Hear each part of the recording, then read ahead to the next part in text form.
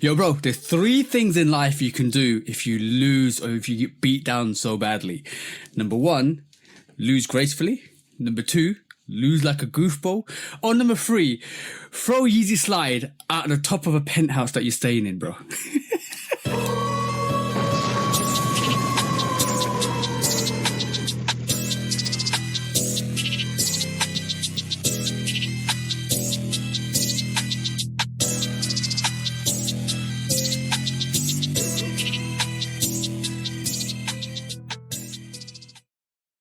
Hey, welcome back to the Shooter Podcast episode 152 with me and the bro 808 Kicks ATL. Please do like, follow, subscribe, come and chat to us. Let's have a conversation. Let's break it down like we always do. And thank you for all the love and support you're showing us, guys, because it's helping us a lot.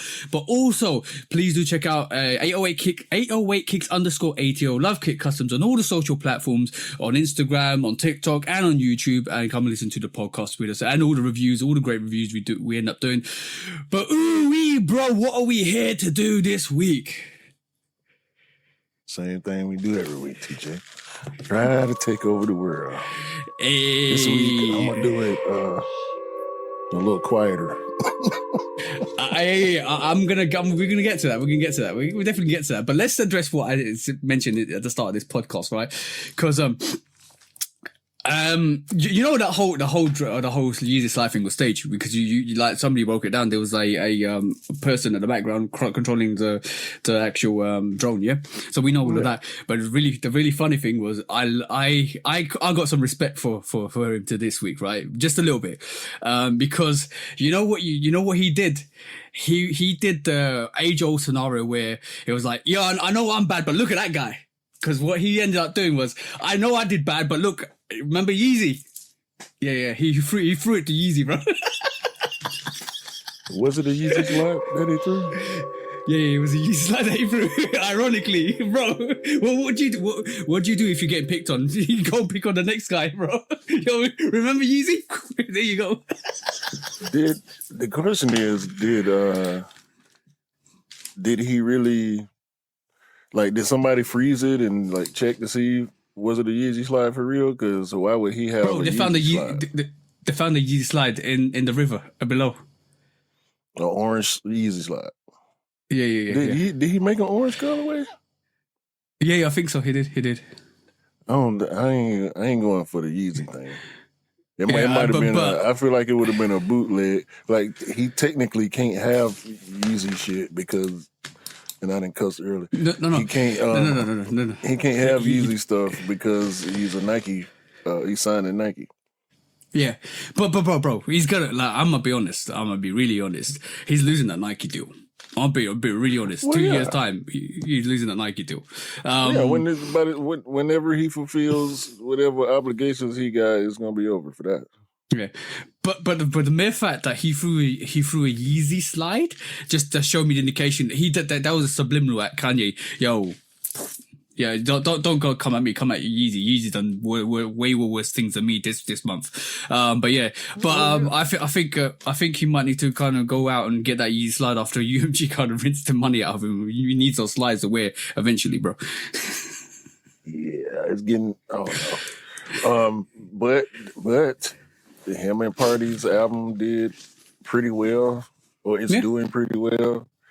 One of the songs popped up. I was just browsing on Tidal yesterday, and one of the songs popped up, and I immediately skipped it because it was the one song that I had heard, and I don't want to participate. I just skipped it, bro. Mm-hmm. However, go. The Ye part, that dude, that man, he done. I ain't really want to get into it last week. The only reason I want to mention it now is because some of the people that he been dissing are having a lot of success right now. Even look at Jerry. He back with the college basketball uniforms again. And the colorways, you know, of the shoe with the uniform. He doing that again. Bro, he did it last year, but I didn't know it was if it was going to last or not or come back this season. But apparently, Jerry winning, Kim just got to deal with Nike. Yeah, Like, the skins. The skims. The skims. Skims. Yeah, skims. Yeah. It's her name with an S on the front. Yeah. So, Skims, bruh, the crash. They took Shopify, stopped doing business with them. They refused to do business with them. It's just looking real bad for Crash Out. Crash Out Cal over there. Yeah, he did. He literally did that to himself. There was no need to do. You know what? Like, he was seeking attention that week for sure. Like all of his antics in terms of coming to the Grammys on the red carpet, then driving away. He was invited. I'm hearing he was invited, but he came and crashed it and went with what he did with his wife. His wife now wants him to divorce him. He came out when they weren't finna let her. That's why they had to leave. They weren't finna let her wear that there. Go ahead. Bro. Okay, cool. Yeah. His wife wants to divorce him now. Apparently, there's all this stuff rumors. Bro, he's crashing out. Like I can't. He's even kind of semi jealous of Kendrick for what he did to Drake. Of course, from what I'm hearing. Yeah, so yeah, it was just crazy. But then we shine no light on people like that because obviously you got to give people the right shine of light that deserve it. But just before we carry on the show, like I don't know if I think this is true. I think Biggie Smalls' mum passed away. Like yesterday, was it yesterday or the day before? I didn't see or hear about that. Yeah, I heard that last night. Violetta Wallace passed away. But shout out to her for turning the Biggie estate from 10 million to over 100 million in her lifetime since she passed away. That's absolutely amazing. It was sad to hear because Biggie's gonna always, and her mum is gonna always live in hip hop history for what they did to hip hop. Also, congratulations to A$AP Rocky for winning his court case, which is amazing to see, especially in time for Rihanna's birthday, which is awesome. No, that's crazy. Whose birthday? But yeah, whose birthday? Rihanna's, and we can't forget the most important person in this show. Q, congratulations, happy birthday, bro. It's not Rihanna's birthday. It's my birthday. But that's the last announcement. That has to be the last announcement because your birthday, bro. It was your birthday. Congratulations to that. Like it too. Yeah, this is why you're very squeaky silently clean today, bro. Yeah, boy. Birthday behavior has been in full effect since Wednesday. Today is Sunday. The only day I didn't do much was Friday because I knew I had to turn right back around Saturday and go to a festival, and that turned into going to Crickets, which turned into going to the cigar bar. It happens, bro. It happens. Yeah. So that was that. Wednesday, though, we started out, we had dinner with the bros and the wives for one of the other bros' birthday. Shout out to D. His birthday was 19th, day before mine. Black and Renzo's birthday are on the same day, on the 17th. I didn't participate in none of their celebration. I don't think Black had something last week, so I didn't go to that because I was working that next day, so I didn't want to try that. But Thursday we went to my favorite spot, Brickstore. Shout out to Neil. And we did the same thing. Ate good, drank good. I chilled out Friday, just laid on the couch and drank cider because yesterday, by the time we left the festival at like 5:30, 6 o'clock, then went to Crickets. I had one drink there, then went to the cigar bar and had two more. So I'm just drinking BioLite right now. bro, yo, you graduated another year, bro. That's the most important thing. That's the most important thing, bro. Yeah, I appreciate this week all the was birthday eventful. shout outs too from everybody. I appreciate y'all. Yeah. But I had a really good week as well myself personally. Went saw my mum and dad. Went back east London to see mum and dad. Got loads of food as well. They always give me loads of food. It's so good at this moment in time that I'm doing special deliveries. So my mum's food is home famous, bro. Because even my mate was like, "Yo, I heard about your mum's cooking because you always mention it." I said, yeah. He said, "Can you get me some next time you go?" I said, "All right, cool, no worries." And I totally forgot. So I called him yesterday. My missus loves samosas. You know what samosas are, yeah? Mm-mm. So they're triangular pastries filled with either vegetables or minced lamb.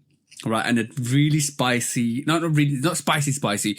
They're flagrantly nice tasting, right? So when you taste them, it gives you it's almost like a patty, but like a small triangle patty.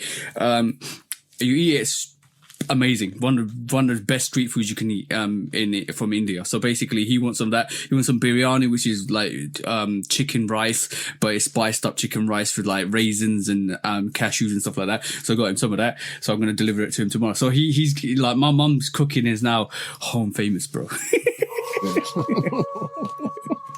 man. Somebody, I don't want to say nothing. These dudes keep hounding my wife about cake. So What? yeah, What cake? I know they feel cake, like pound cake. Oh yeah, Rum yeah. Coconut cake. It's retro Rick with the coconut cake. And Chris keep talking about the rum cake. Or what? No, it was a 5. She said it was a 5 flavor cake, but I didn't heard too much about. Every time Chris see my wife, he got to bring up that damn cake. And black too. I got a funny thing about rum cake, right? Yeah, I got a funny thing about rum cake. My missus' mum's cooking has been bad from the moment I met her like 19 years ago. She's progressively got better. Her best cooking is her rum cake. What she does with a rum cake is to make sure her cooking is really good. I'm gonna out her out. She adds extra rum to it, so the rum nullifies any bad taste. Wow. That's a cheat. Yeah, one bite, you one bite, you're gone, bro.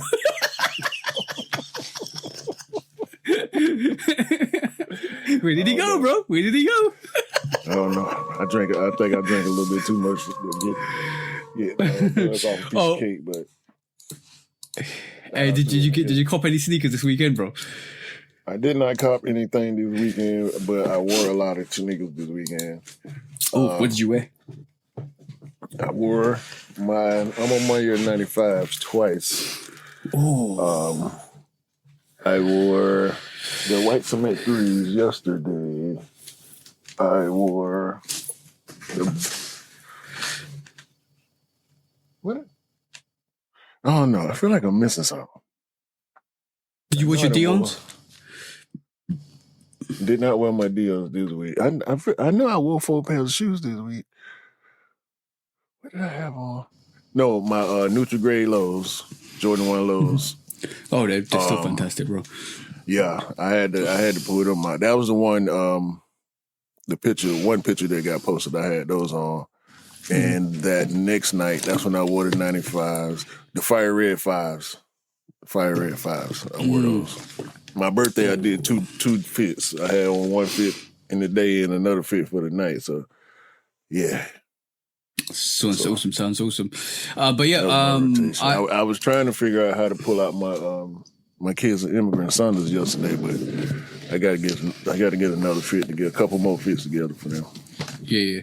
I end up picking up the lucky shorts, bro. Yeah, I knew you was gonna get those. Look at leather. It is tumbled, bro. I ain't put this on feet either. That's crazy. Yeah. The sneaker is nice. Very nice sneaker. The main question I had, I've done the review. I'm going to drop it tomorrow in terms of Monday. So one day before the pod issues. But the main question I have for you, bro, is like, I put this question up on Instagram and I was intrigued by it because now we're seeing more and more of non-elephant print on the actual back and the toe, right? We're getting this more of this suede. And my question was to a lot of people, what if Nike went down the route of giving you suede rather than elephant print for non-OG sneakers, in terms of non-OG threes? And I expected a response. I expected a response I did, because 77% of people said no, and I think 23% of people said yes. But then I ironically put, it's interesting that we just leave it for the collabs then, because you guys accept it for the collabs but not for the regular GRs. The question I have for you, bro, is if Nike went down that route of just giving you suede instead of elephant print on non-OGs, just like they do with the Jumpman on the back, would you be happy, or would you want the elephant print as an option? I don't know about that, because elephant print is how you supposed to see a Jordan 3. Like, I feel like it's always supposed to be there, whether it's light or dark, depending on the colorway or whatever. Like, I'd rather you just monotone the elephant print than to just not do it. Sparingly, or whenever they feel like it makes sense. Yeah, but I don't think elephant print should go away. Hell no.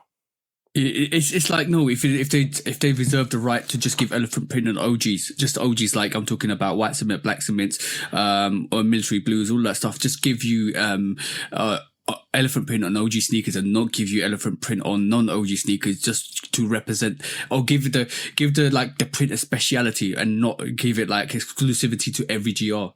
That's what I'm trying to get at. Like they did with the Jumpman and Nike on the back. If you won't be happy with that at all. No, I wouldn't like that. It's supposed to be on there, bro. Like, I don't care if, and this is kind of like that Nike Air or Jumpman on the back tab conversation.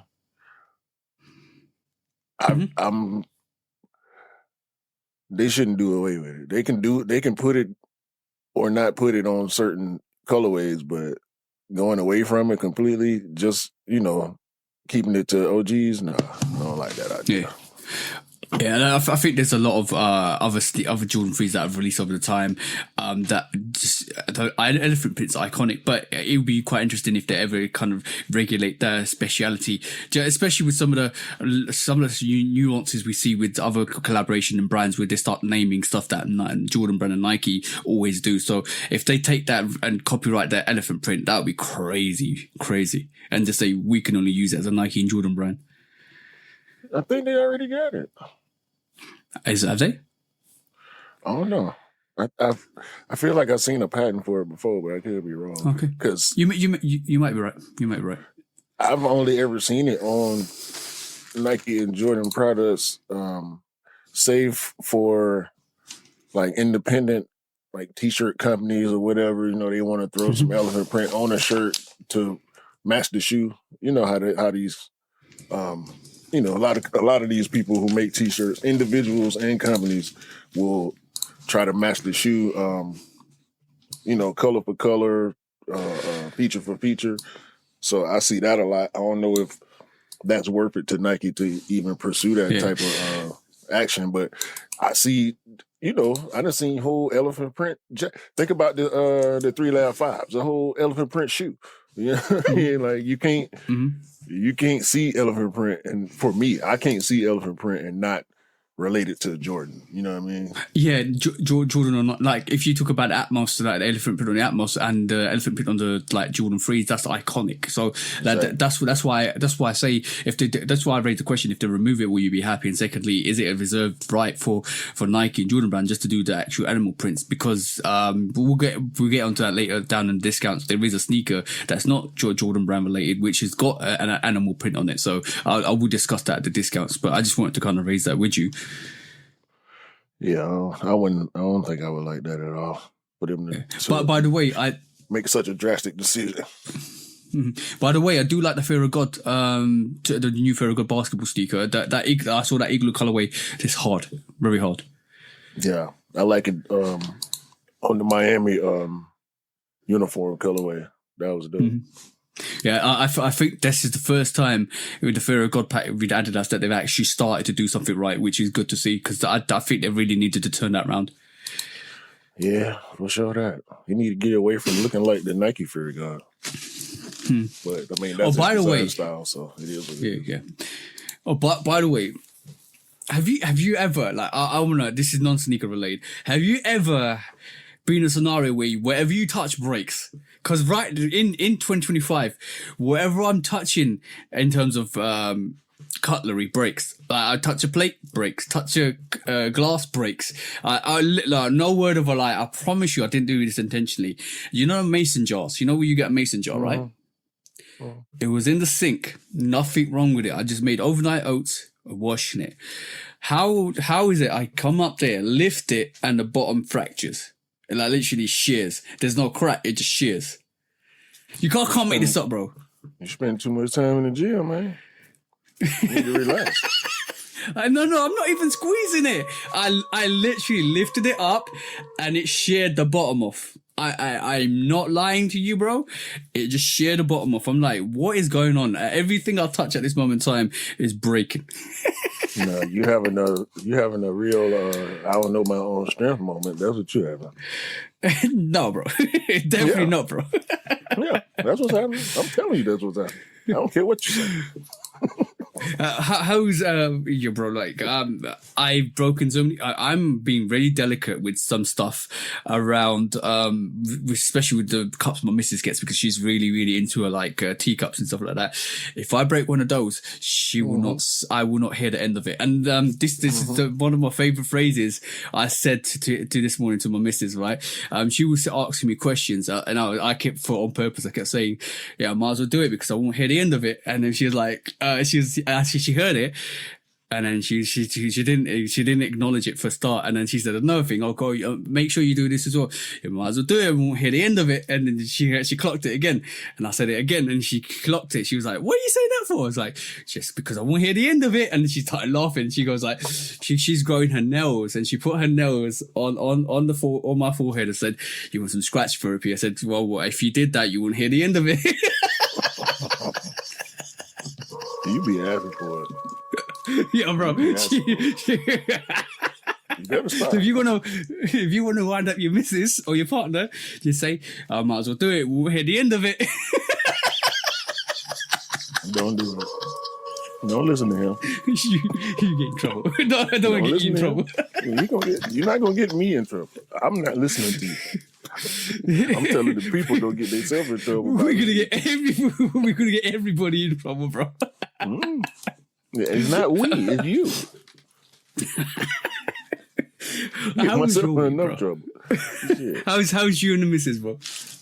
We good, man. Like I'm just in recovery mode, man. In recovery mode. No worries, bro. No worries. But you, as long as you're in recovery mode.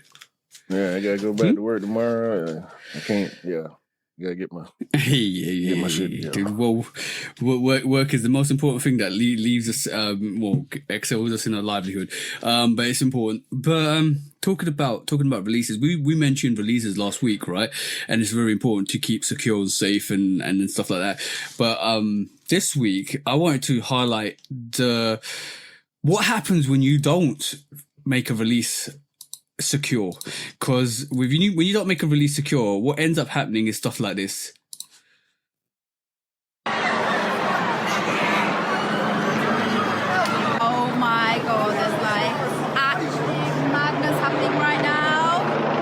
Helicopters, loads of police cars.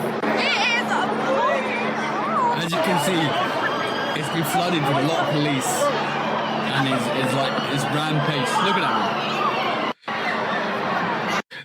As you can see, people falling over each other for the release. This was for the Up in Flames release. You know what Cortez does? Like a van releases or comes up with a car and releases free stuff and merchandise. That's what they were doing.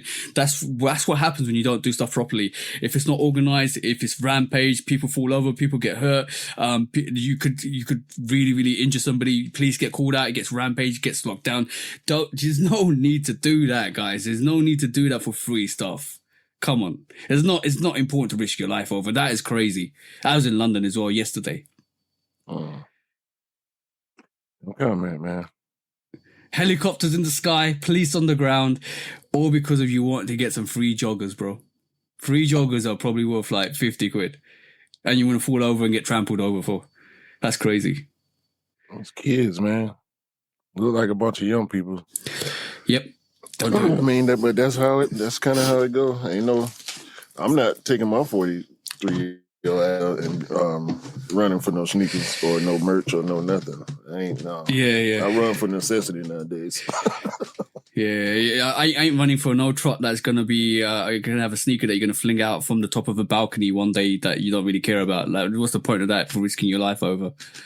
No. I mean, I get it. They having their own experiences, in the culture. I appreciate it for what it is, but when it turned out like that, like you saying, you got to have organization. You got to have it organized. Yeah. That's all. The only reason why Cortez's releases happen and work really securely because he works with the authorities to make sure the releases are fine, to make sure that everybody knows what's going to happen. You can't just pop out. Like, look what happened to Carsonet when he popped out randomly. He got bombarded, bro. Mm-hmm. That was don't do it. You can't do that type of stuff. You can't. I get it. Anymore. I get it. It's it's culturally relevant to do that type of stuff. Yeah. When you, it's a double-edged sword, man. You just got to have it more organized. I get it. Trying to be spontaneous with it, but even in the spontaneity, you have to have certain things in place.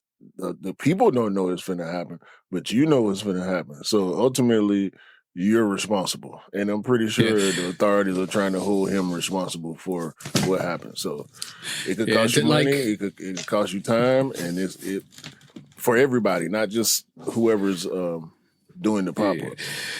So when you think about people chefs, they need regulations, they need food preparations, they need like licenses, they need health assurance and stuff like that. All of that stuff, that's the stuff that you're looking for. Even with stadiums, even with concerts, even with events, that's management is very important. So if you just rock up with a van out in public and say you're going to drop a let of merch for free and don't tell anybody, that's what happens. That's literally what happens. You need to talk to the authorities and have everything organized, because the last thing you want to do is do something really positively for your brand, and all of a sudden it becomes negative and you just lose your brand. Mm-hmm. Yeah, but yeah, just be careful out there, guys. Just be careful. It's not that serious. Really not that serious. But in terms of releases, bro. It was quite crazy. It was All-Star Weekend as well. How did All-Star Weekend go? Oh, that was last weekend, wasn't it? We just off the back of all the releases. It was crazy. It was really crazy last week as well in terms of just sneakers dropping. Yeah, I mean, we touched on it.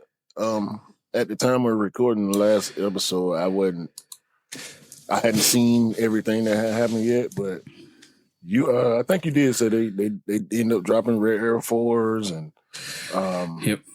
It was one Foot Locker, wasn't it? Yeah. No, it was a few different stores, but the Foot Locker, they was the ones with the flu games, and the people got Union ones and Great Fives and the 4s. I saw somebody saying that some people got friends and family SB4s, the red ones that Eric Costin had on that we thought were coming. They are real, but they, friends and family, very limited. But I think they said some people won pairs of those. I think we'll see those released next year. I truly believe we'll see those released, those red SBs released next year.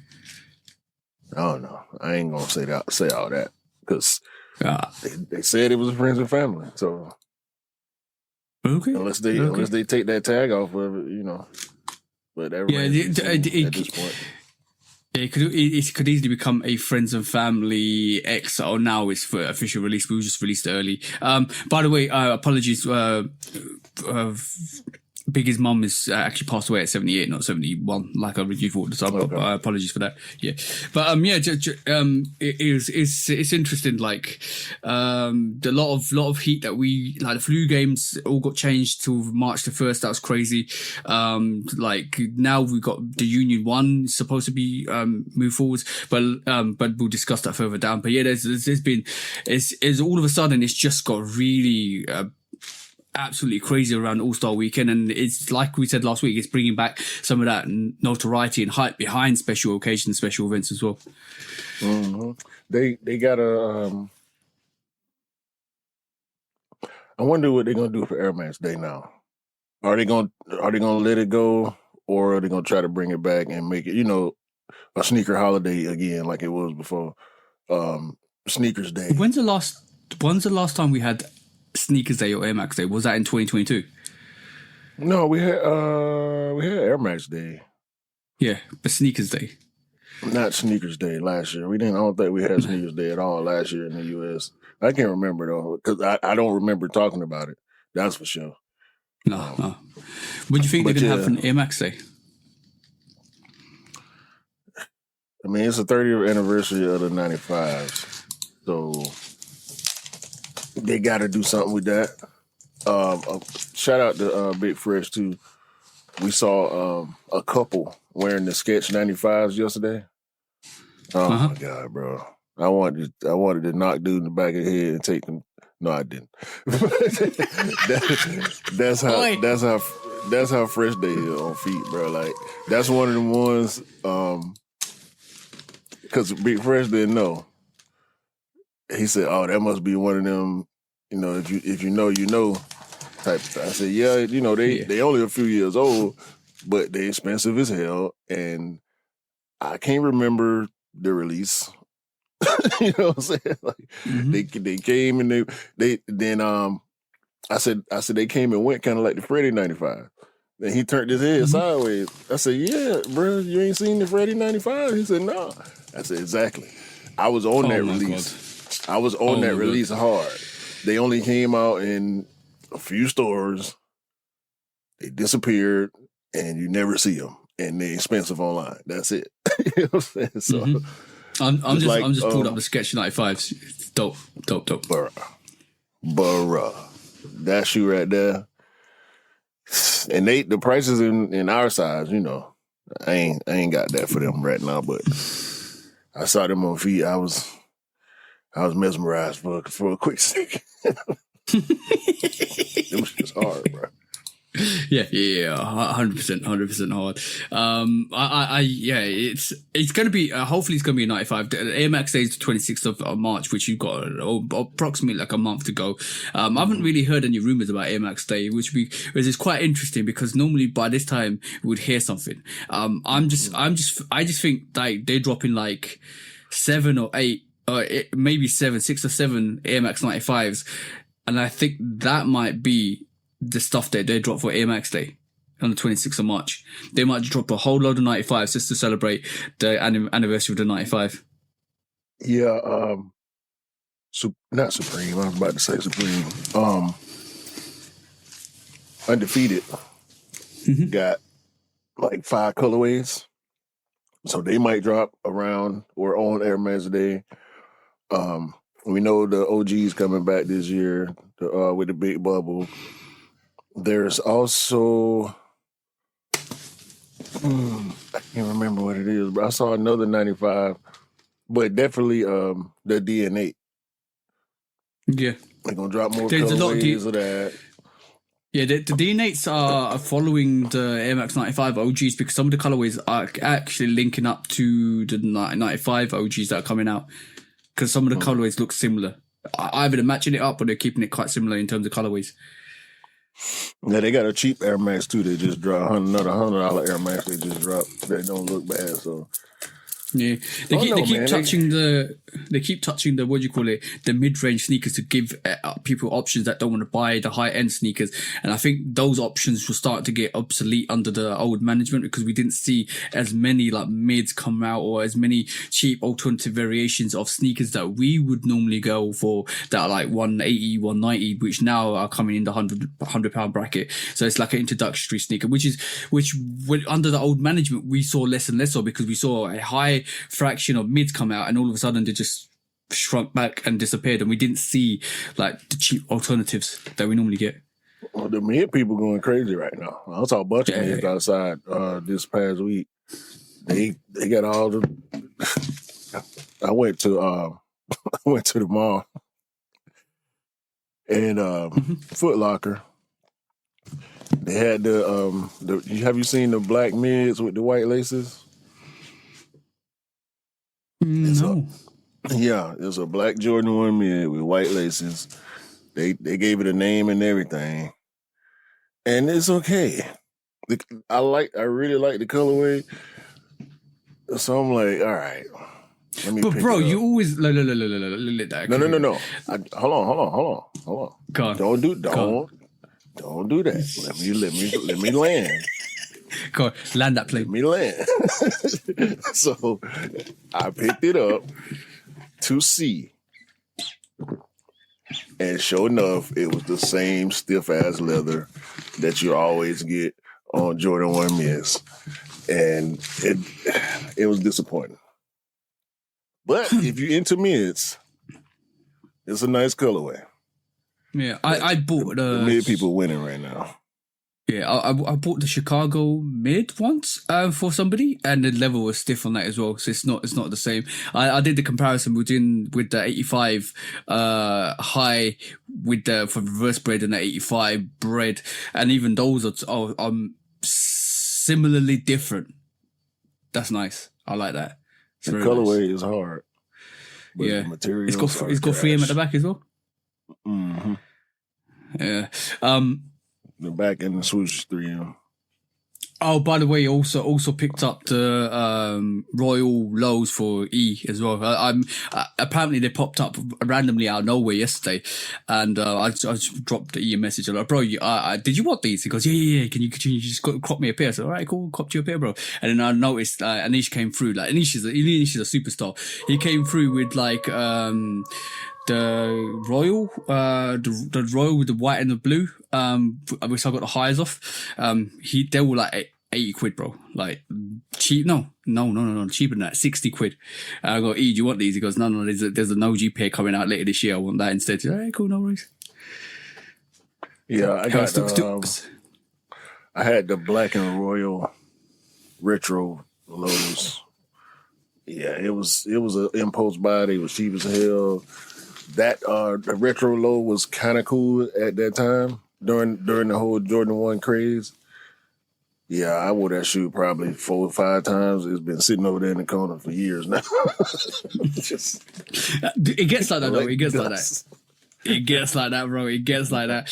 Like me and Anish were talking about how you know what, me and Anish were talking about how it's hard to get rid of some of the DS sneakers or V and DS sneakers that you bought over the time. Me and him are working on something as well, especially for the UK.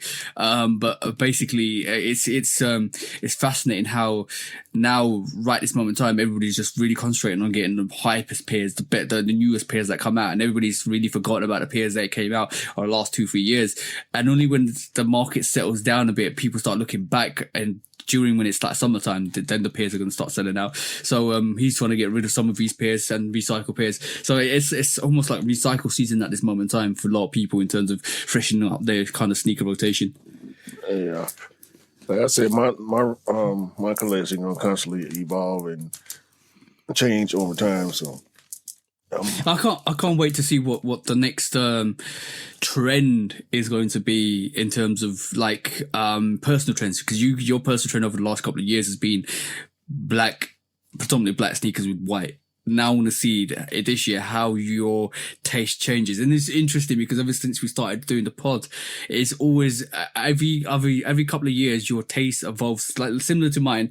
Like I get in tune to like trainer ones or so 95s, but I always get fascinated by silhouettes. You get fascinated by sometimes more predominantly with the colorway than the actual silhouette, which is fascinating to see. Yeah, that was it was weird, bro. Like, I can't explain that. It's not that I didn't like black sneakers before. It's just, for a while, at least 5 months, I didn't want anything that wasn't black. And it was weird to me because it wasn't until I bought the second black shoe that I started noticing it. But I had made a post prior to buying the first one where I said, for some reason, I feel like I just want all black sneakers or something like that. Yeah. And I proceeded to buy 5 black sneakers in a row.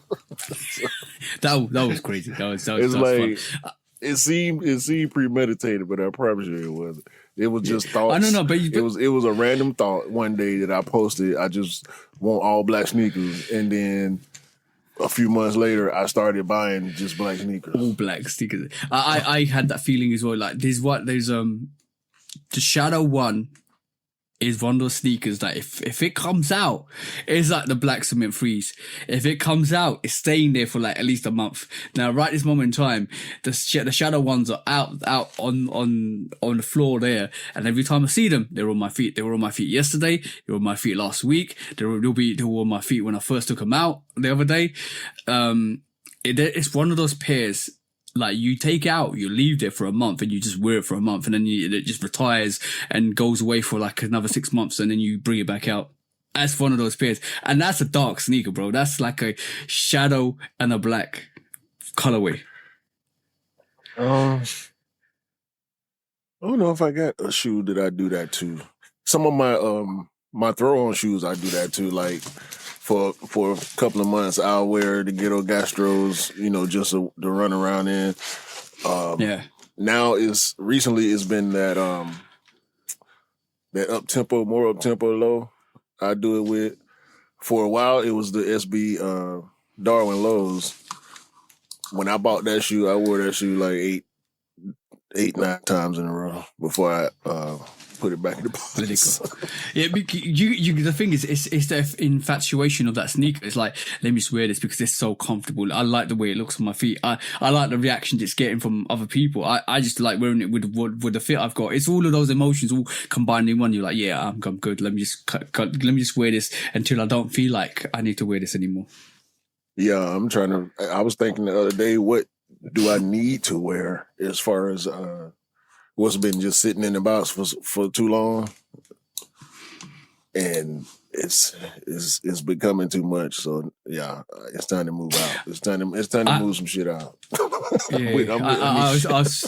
I was thinking about that the other day, to be honest. Like, I did a full cleanup, probably like 3 weeks ago, and I purposely checked every single sneaker just to see if it was okay, if it wasn't crumbling. I just did just out of just making sure my rotation's fine. And then I coordinately moved my rotation to what I feel like I'm going to wear more this year. And if it changes, I'll switch my room around again, because all my 3s and 4s are back here, all my 5s are back down there, and all my 1s are in that corner, because the 1s will come out when it needs to come out. Because it's like we all talk about, I have far too many Jordan 1s in my rotation, and I might need to kind of like get rid of some. I think so. Yeah, like ones are tough to wear now. No, they're not tough to wear. It's not tough to wear. It's the fact that you have too many. Like, we're talking about in excess of 40 pairs, and Jordan 1's is not your favorite colorway. No, not your favorite silhouette either. It's one of those silhouettes that you just easily pick up. It's one of those, oh yeah, it's a Jordan 1, just pick it up. I'm just chilling. I'm not gonna get rid of none of my 1s. I'm just chilling right now because I want the Union. So,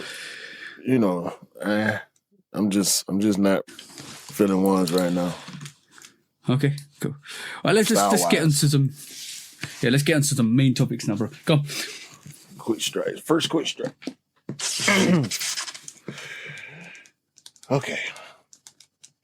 Shout out to Anish. The Galaxy Foam release was crazy.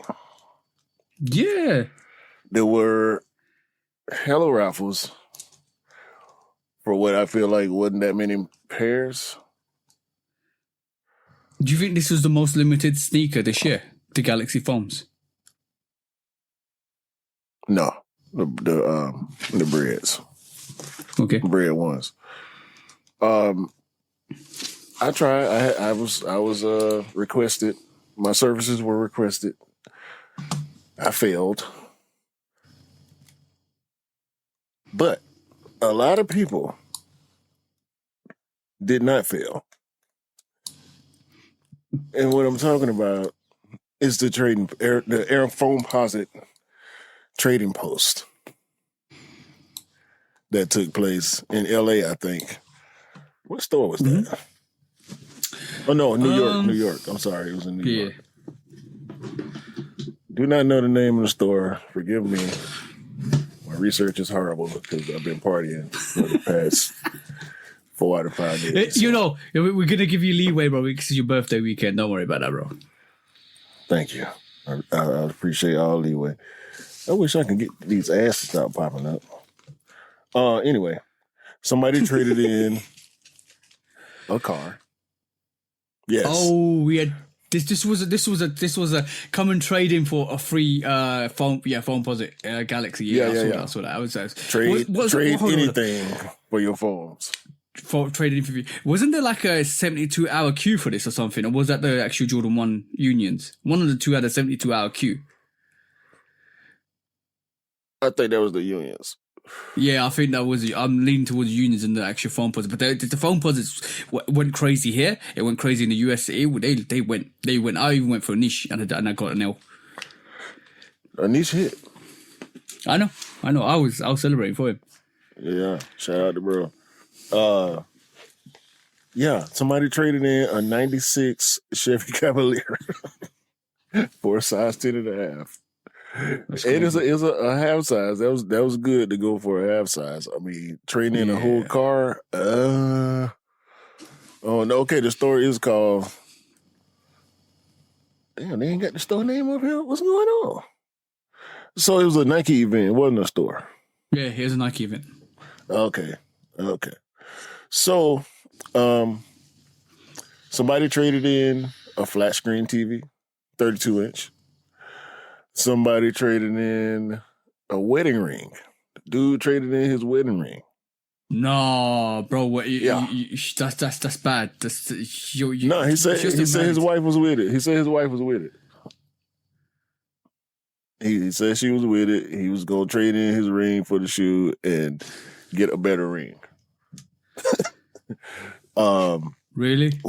Yeah, that's what it said. And one dude brought some food. Of course, people brought shoes. Old beat up shoes. So one dude brought a pair of Black Forces. That was funny. Yeah, people's bringing all types of shit, dog. It reminds me of that one. Remember that one story where a dude traded a puppy for some shoes? Yeah. I saw that. It was like a little canine, wasn't it? Yeah, Cool Grade. Was it Cool Grade 13s? No, it was the Flint 13s. Flint 13s? Yeah, it was the Flint 13s. I remember that. Wow. Yeah. That's some crazy stuff. Yeah, the dog found a nice home as well. Like the guy looked after it, which is great. That's all you can do, bro. Yeah, so y'all look it up, man. Foamposite trading post. I'm pretty sure there's a list out there somewhere of a lot of the things that people trade. There's a lot of videos too if y'all ain't seen it. So I like events like this. I like events like this because basically it kind of makes it really like culturally friendly. Like you come in, you meet people, you talk to people, you have discussions, you kind of trade. Oh, we're looking for this, and like, yo, I want to trade this for this, and you kind of have that negotiation. It's like a friendly fun time. It's not like a queue up or anything like that. It becomes like an event. Like it becomes like a sneaker event. But not without it being a sneaker event. It becomes more like a trading kind of what you got. Go on. I was gonna say, there's no retail involved, so no, exactly. What I was also thinking the other day, and it's good that you mentioned this, is I feel like SneakerCon and all the like Crep City and all that stuff we have now, it almost feels like it's done. Like it's not done, but it almost feels like it's irrelevant now. Yeah, because the resale game is down, and that's what that stuff is based on. You know what I'm saying? Exactly that. Like I'm gonna throw shade on a company, and I'm not gonna mention a name, but if you guys know, you already know. Like if you're a company that actually kind of advertises for helping the community, but in the background you're reselling sneakers, and you've got a platform that actually resells sneakers and promotes, and you are actually the leader, and you actually kind of send links out to people to help people buy sneakers, but you use the actual background knowledge to cop the sneakers to resell in the background, but in the forefront you're saying you help the community, but you're not really helping the community. This is what those conventions feel like to me. It's almost like a false narrative or false face where they say we're here to help the community, but in the background you're earning money off the resellers that are selling sneakers for extortionate prices to the people that you say you're helping, which is a sneakerheads, which is us, that we end up going to SneakerCon paying 30% more than we would at any other resale shop, just because you want us the luxury to go there and spend money at your conventions. I see that as so fake. To me personally, I think that's so fake for people that do that. You gotta pay to get in too. I've never the ticket prices. I never bought anything at SneakerCon. I bought my first little cleaning kit at SneakerCon. Yeah. That was about it. Yeah, I've always felt like this, and it's the first time I'm really being honest with it. Just because I felt like I wanted to talk about it, but the thing is, I went to SneakerCon like you, bro. And I was the first time it ever came here, and then the only other time I've ever returned is when Dell came down with Scott and went a couple of years back. I went and asked when the Yeezys came out the second time. I went and asked it at SneakerCon. They were quoting me like £700-800 for the sneaker, for a Yeezy, and it was going for £400 on the resale platforms like Go and all that stuff. That was 100% increase on the price, bro. That's just extortionate, and that was all the retailers at SneakerCon. That's a con, bro. There's a reason why there's a con behind that sneaker, bro. I mean, it's for who it's for. I see a lot of people trading at the conventions. I can't necessarily say what the intentions are, because we know how the trade game works. You know, we talk with Cam and about Cam about the way he does it. A lot of people do that too. But it's still all based in resale, because you buying sneakers that you don't want to trade for a sneaker that you do want. Mm-hmm. So it's for who it's for, man. Some people go religiously. Some people actually go there looking to spend money. They want to find the pair that they've been looking for. They ain't been able to find it online. They want to see it in person, or whatever the case is. People go there with pockets full of money ready to spend. So the problem is, some people go there with the expectation not to spend, and they get wrapped up in the actual atmosphere and they end up spending. I'll give you like what Dell discussed once when he was on the pod about going to SneakerCon and picking up the actual Shout Back Ball 3.0s, and he paid £200 more than he would have if he actually It actually just came out of SneakerCon and bought them off the resale platforms, but he got wrapped up in it and he ended up spending it because it was there. That's what draws in people, is the fact that sneakers are right there, bro. You can pick them up and you can take them away if you pay the right price right there. That's the only lure behind them, bro. There's the impulse, though. Yep. It didn't happen to me. I mean, no, it didn't. It hasn't happened to me. I saw some shit in there I wanted, but I'm not finna. No. Shout out to people who like the conventions. I had a convention try to use me. Like, I ain't like it. I ain't like it one bit. I made a comment on a post asking LJ, shout out to LJ. I asked him if he was going, and he said yeah. I told him I would see him there in a DM. I told him I would see him there.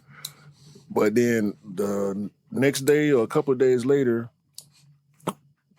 said convention sent me a poster with my name on it saying that I'll be there, and they wanted me to post it with a link to buy the ticket. Bro, no. You want me to advertise you and buy the ticket? No.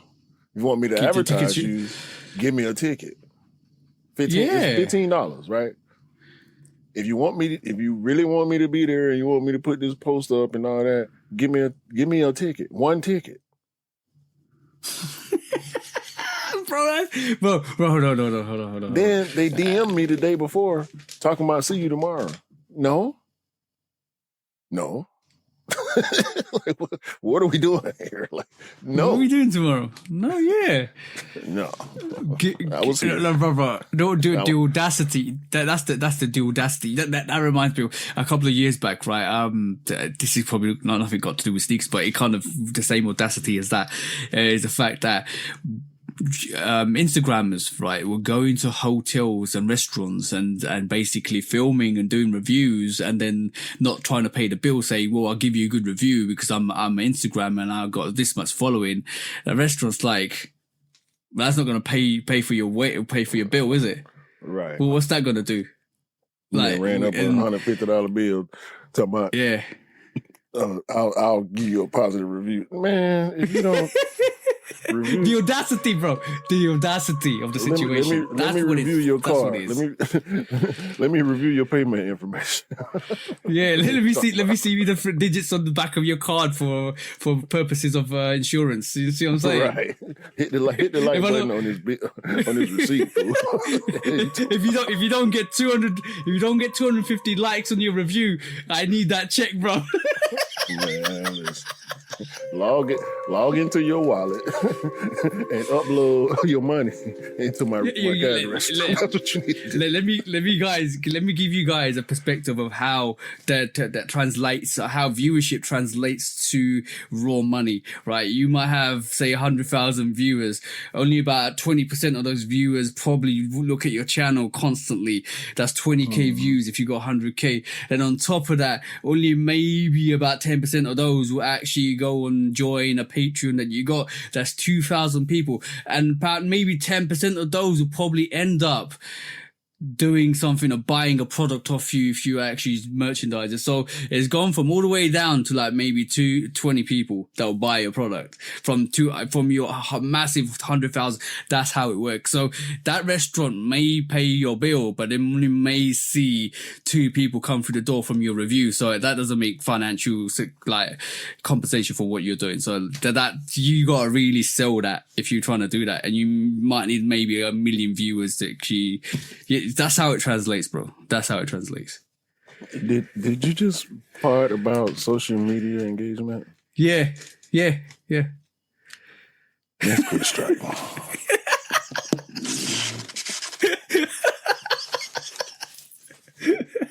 Right, cool. No, I just wanted to show you guys how delusional some of these people are to think they can get away with the audacity that they could get away with. I just want to break that down, bro, for the people that didn't know.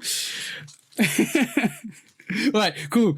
For the people that didn't know as well, this week we got the Sneakers Raffle Instant Win.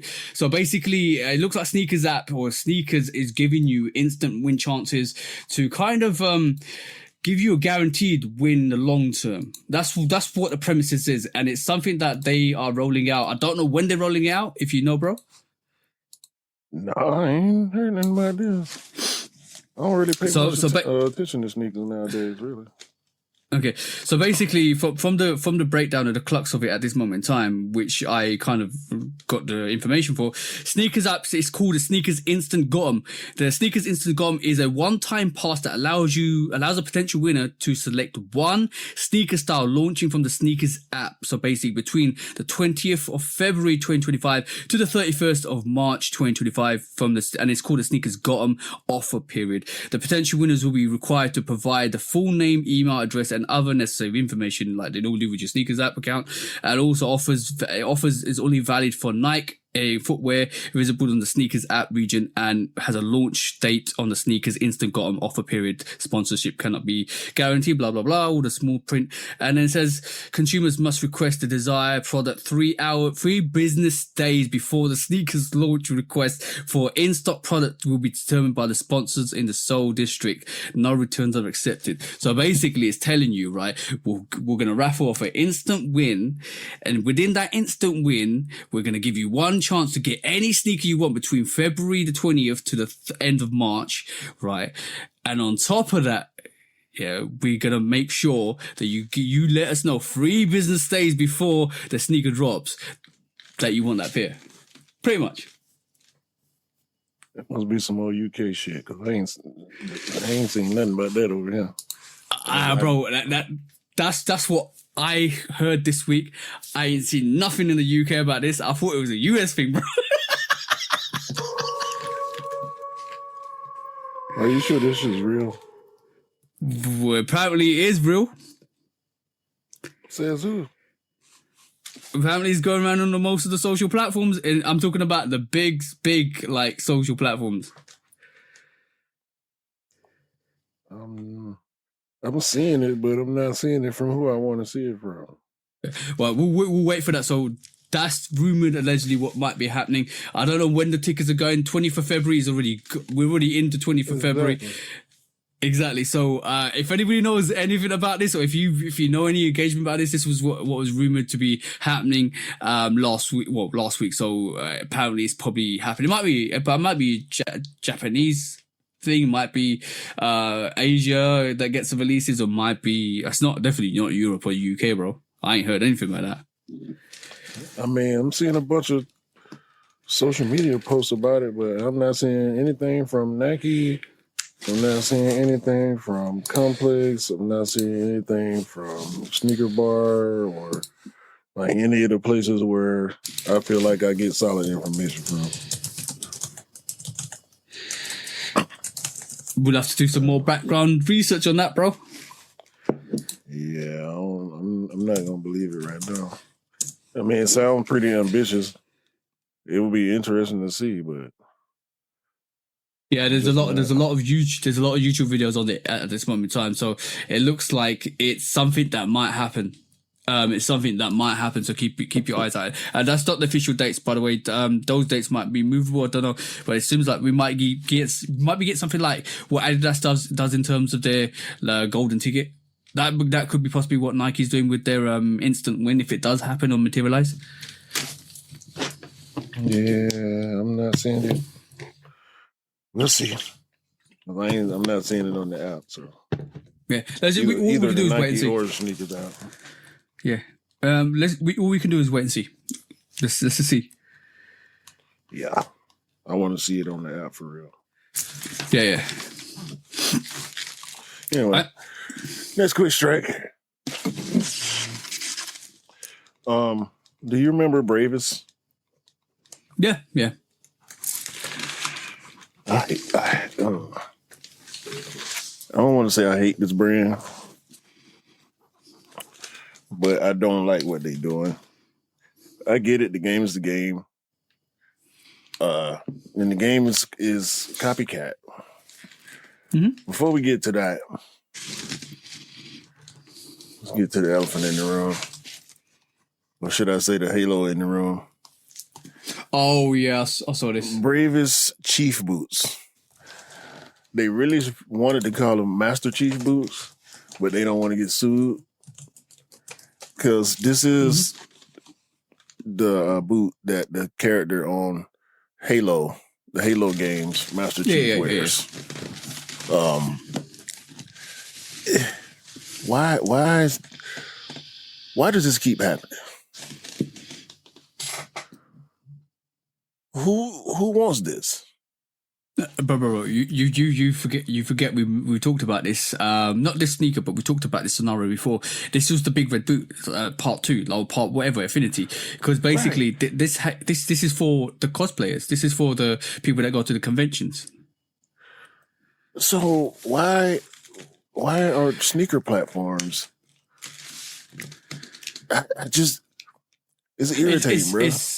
Yeah, but it's engagement farming, bro. Like this is the reason why I don't want to talk about this the most, because this same company's done the Hulk sneaker, the green variation, the red Hulk sneaker, which has dropped recently as well. This Halo boot. But this should not be highlighted by any like what do you call it, or even the grey ones. This should not be highlighted by any social platforms in terms of who's serious about sneakers, because this is just conventional sneakers, bro. This is convention sneakers. This is sneakers that people wear to like what do you call it, Comic-Con and stuff like that.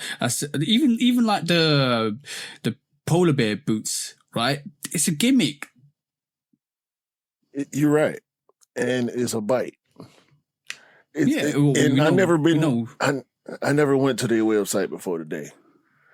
But when I pulled up I was trying to get the picture for the boot, to show the viewing audience, and their website popped up. So I was like, oh, even better. I can see it on their website. It's not there yet. But all this other. I know about the Bravest. Bro, they biting mischief. Like you alluded to with the big red boot. They doing all these gimmicky ass shoes. They want real money for it. Remember when we saw I'm the polar assuming. bears? Yeah, remember when we saw the polar bears run through?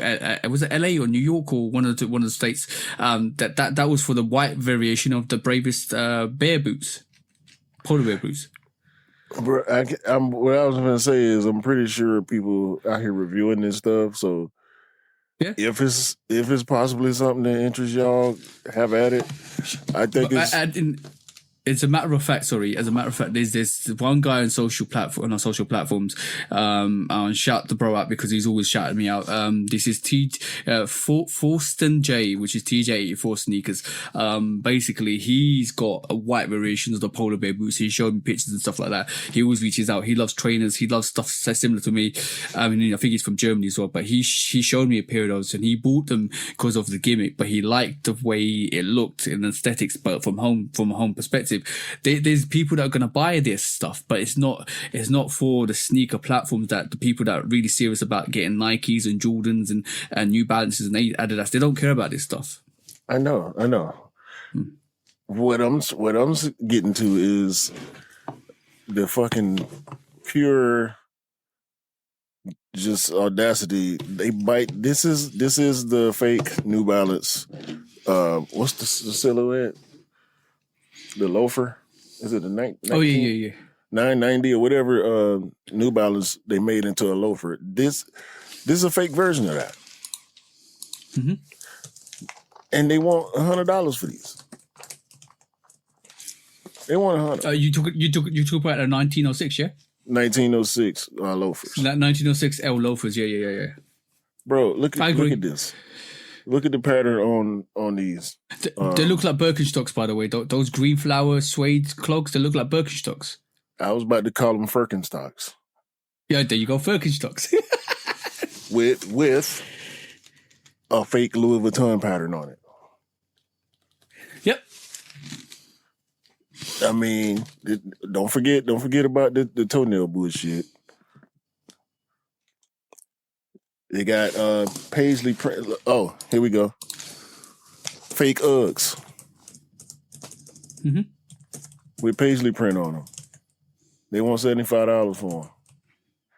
Oh, look, more fake New Balance. This is the actual 1906 Fufu version.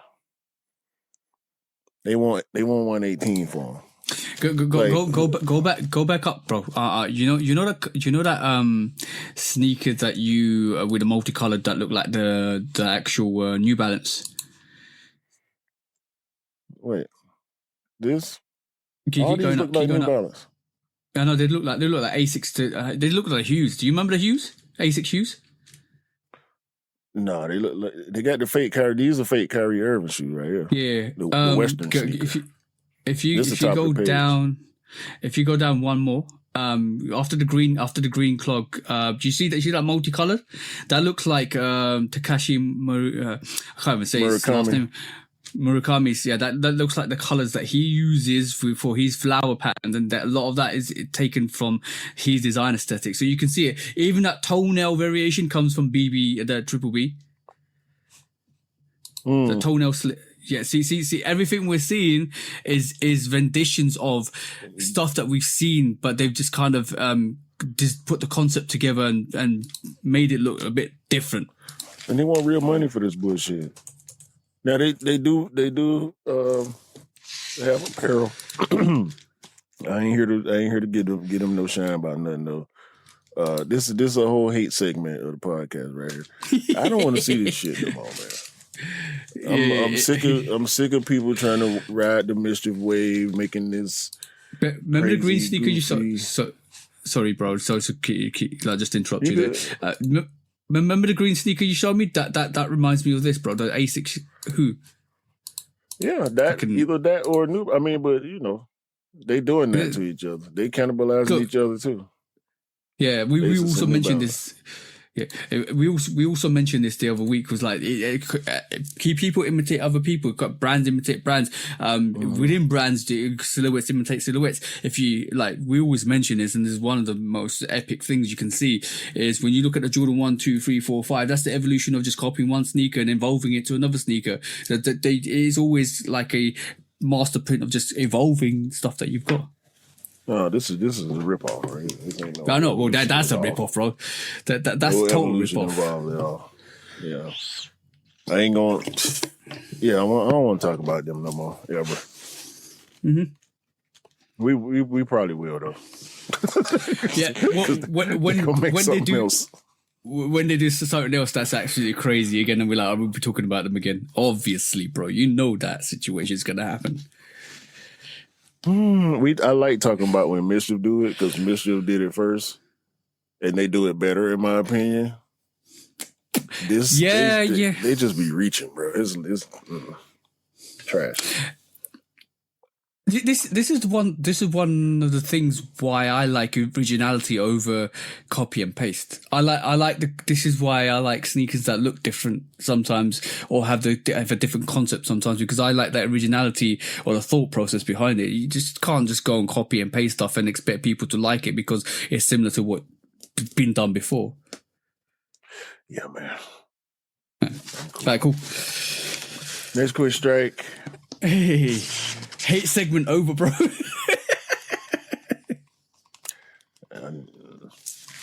I agree with you. I'm 100. No, but I 100% agree with you on that. On your fault. Like, yeah, that shouldn't happen.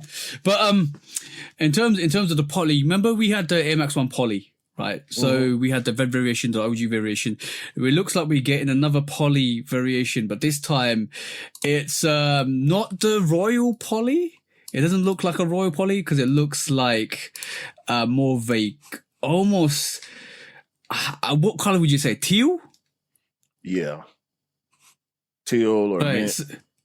Yeah, the teal mint. And by the way, guys, if you're listening to this, somebody did reach out to me because the poly I got wasn't for me. It was for the bro because he wanted it. The poly fits tight, because of the extra padding behind the tongue that forces your foot to fit tight. You need to go half a size up on that if you're trying to buy these new variations because they will fit tight. Just to let you guys know. Anyway, though. Yeah. This fits extra tight than normal ones, Air Max ones. But with this actual poly release, it requires you to play a video game to even have a chance to go in for a raffle. And within the video game, you got questions to answer, which will basically determine whether you have a chance to get this poly raffle. And it goes with the whole poly aspect anyway, because this sneaker is based on the polygraphic design aspects used for the old gaming, like Tomb Raider, Mario, and all that stuff. This is why it's blocky on the sneaker. I like the concept. What's your thoughts? It's okay. I don't need it. No, not the though. Yeah. I was more alluding to the concept and if you need it or not. No, I ain't mad at the concept. This is all dot swoosh business. And even though they didn't fold it up, dot swoosh, and put it in their back pocket, they gotta go on and drop these shoes because almost everything dot swoosh did was bad. I think the only thing that they really got good was the dunks. Everything else was kind of missed. I tried to bring back the seamless Air Force One. That didn't work. Nobody wanted it. They did the what's the other shoe they did? See, I can't remember. You mean the Air Force Ones that are artifacts, the dunks, the big they did a lot. I think the Air Max 1 poly was a success, if I'm honest. Like I feel a lot of people did like that sneaker for retro gaming and the actual what they do with the sneaker. It's better in hand as well. Yeah, it's sold out. I ain't mad at it. I'm cool on. I like my Air Max 1s the way they are. Yeah, and I think a lot of people stayed away from it because they like the Air Max 1 as they are. I think some of these models now, especially with, I'm seeing a lot of backlash from a lot of OG heads, especially not the younger generation, the older generation, that like just the silhouette the way it is. If you detail away from it, from like doing a craft or doing like a poly or a big bubble, especially with the Air Max 1 big bubble, they don't like it. It just doesn't resonate at all. Mhm. And it is what it is too. I think they'll do okay though. They're not gonna be a big hit. They probably won't do as well as the red ones. No, they won't. I think they won't. I think the bro actually wants the bro that wanted the red pair, the anniversary pair, actually is on the fence with this pair. So I'm just want to see what he wants to do. So I'm trying to help him if I can. But it's going to be quite interesting to see how they release that with the gaming aspect. Watch out, you got to sign up to Dot Swoosh. Go on your sneakers app and sign up to the Dot Swoosh if you want to go in for that release, so you get more information. So if you want that sneaker, just go and sign up to that site. Yeah. Exactly. Right, should we go to the next one, bro? Yeah. Oh, excuse me, I'm getting tired now. Next question. I am tired. I'm not getting tired. Yeah, you're all tired, bro. Converse rolling out the Shea one. Shout out to Shea. I'm going to see him next week. Actually, he gonna kill us. He gonna give us so many buckets. Oh, yeah. God. So many buckets. They dropped the Shea. Well, they didn't drop it yet. What they advertising it to roll out is in full effect. I think the silhouette went over well at All-Star Weekend. A lot of social media people are doing reviews. I don't know if they got seeded or what, because people don't usually pay that much attention to Converse. But I just want to once again shout out Shea, because he got people paying attention to Converse right now. So much so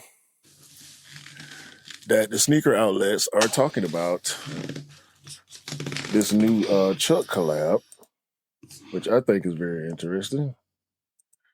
They running back Tom and Jerry again. Hey, everybody loves Tom and Jerry, bro. I was watching some Tom and Jerry's the other day on Prime. Okay, well, there you go. I was gonna say these should be GS.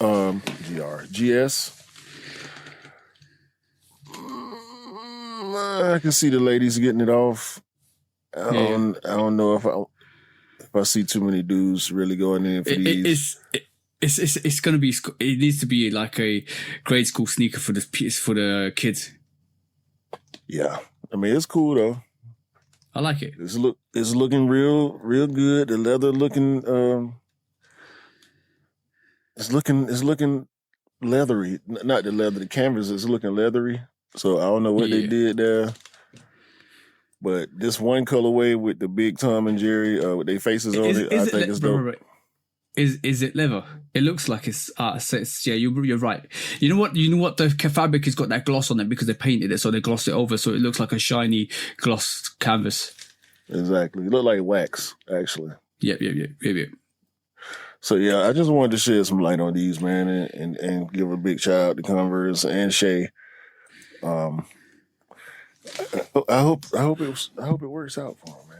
Yeah, but you said that though. Converse is having a moment. Like if you really think about it, Amamania Converse released a month ago. There was like 100 pairs dropped or 150 pairs dropped globally. It was super limited. You got to be at the event, and then all of a sudden, Serena Williams is wearing Converse's Amamania Converse at the Super Bowl, and now we get a Converse release, and then we get Converse, Tom and Jerry. So they're having a moment, bro. It's good to see that.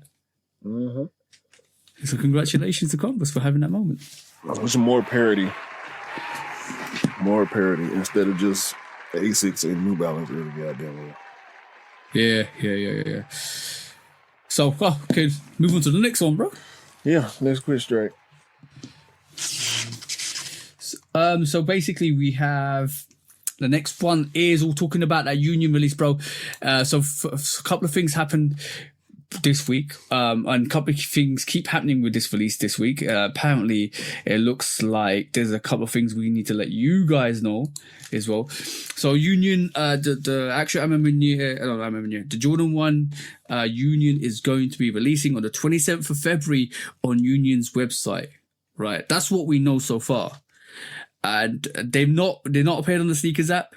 They've not appeared on the UK or European sneakers app. There's no release on the date information on the European or UK release dates. I don't know. The States might be releasing 2 weeks after this actual Union release. That's as far as we know what's happening with this release. Number one. Number two, if you guys are panicking for what we saw over the weekend, which was the one store releasing those unions early, and there was a 72-hour queue to get them, and a lot of people did get them, which was great. It shows you there's a lot of demand behind this. That actual unions is going to be absolutely crazy for this release on the 27th. But what we're hearing behind this release is there's loads of pairs. There's loads of pairs. So do what you need to do, but don't do too much. In terms of don't end up getting 3 or 4 pairs of these, even though the resale on this pairs is like maybe 900, that's going to drop automatically on release. But yeah, it's going crazy at this moment with these union ones. Well, what did you hear from your side from the States, bro? Pretty much the same thing. I wouldn't be surprised if a lot of people were able to get their hands on these. Mm-hmm. But just because of what happened last time with the BBS, a lot of pairs of those. Yeah, I think it's going to be the same stock. Yeah, I think it's going to be the same stock. It's still not a sneaker. The BBS is not a sneaker that you see that much of, and they hung around. No. Yep. These will not. My question is, what will it do for the silhouette? Will it help bring the Jordan 1 back? Like, will this and the bread be enough?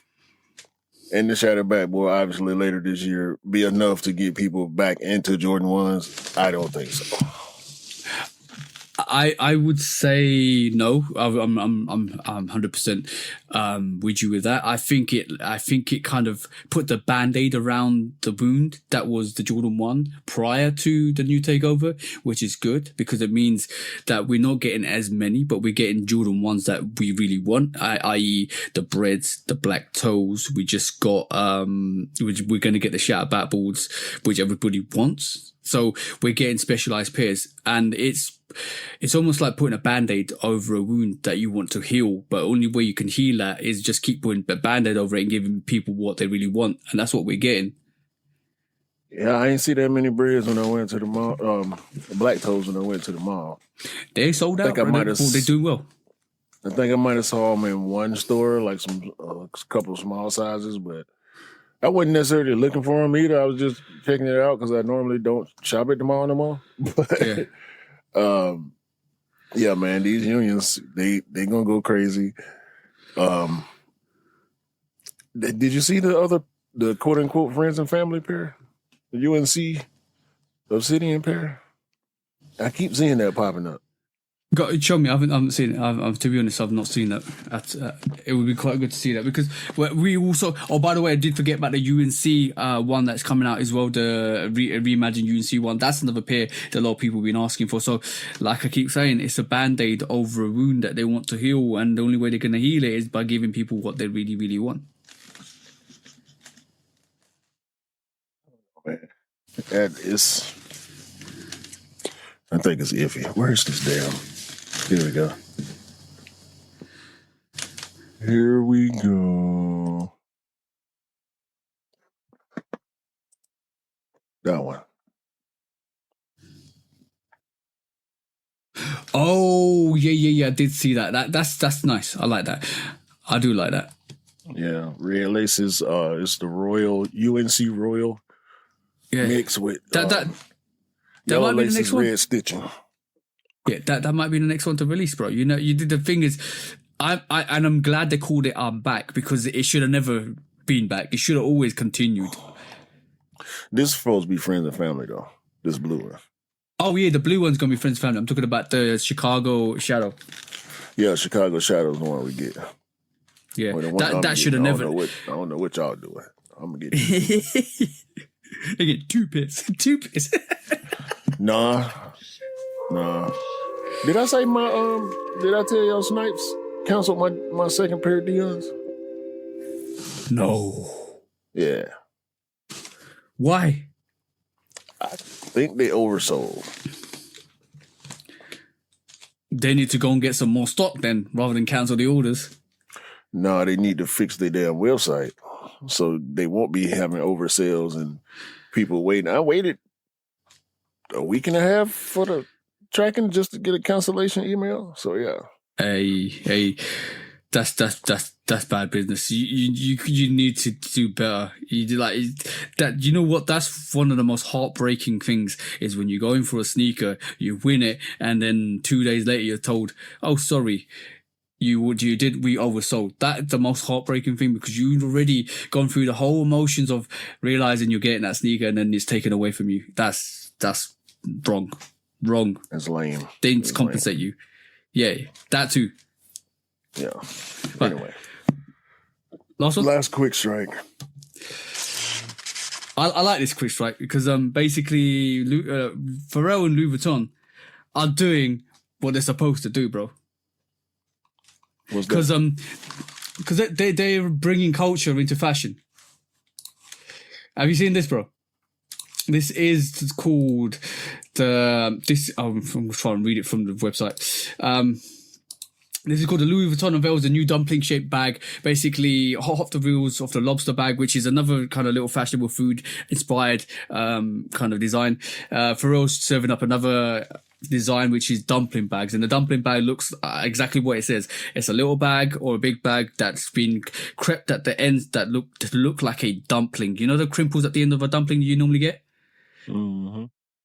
The bag looks like that. So look at the bag with the Louis Vuitton gear, that white crumpled dumpling bag. I think that's absolutely beautiful. The way he's done that, incorporated that design into the actual bag. I think this is what is absolutely amazing with fashion that you can do. And Pharrell's doing a really good job, in my personal perspective, with Louis Vuitton. He's really, really kind of taking control of that actual whole section. What's the story though? Like, does he dumplings one of his favorite foods or something? No. It's all food inspired. It's all culturally Japanese food inspired fashion design. Okay, got you. Yeah. So this is what I'm. Shout out to Pharrell. Yeah, shout out to Pharrell. He also has a superstar, Adidas Superstar 92 dropping. They got Ant-Man wearing it. Well, I ain't gonna say they got. I mean, he gets everything they make. So, he rocked them recently. Look like normal shell toes, but just aged a little bit of gloss, or at least on the white pair.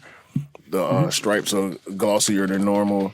Of course, different laces and some other different features. Just because it's Pharrell, y'all know Pharrell get deep. So, yeah, shout out to him, man. I like those. They look really high end.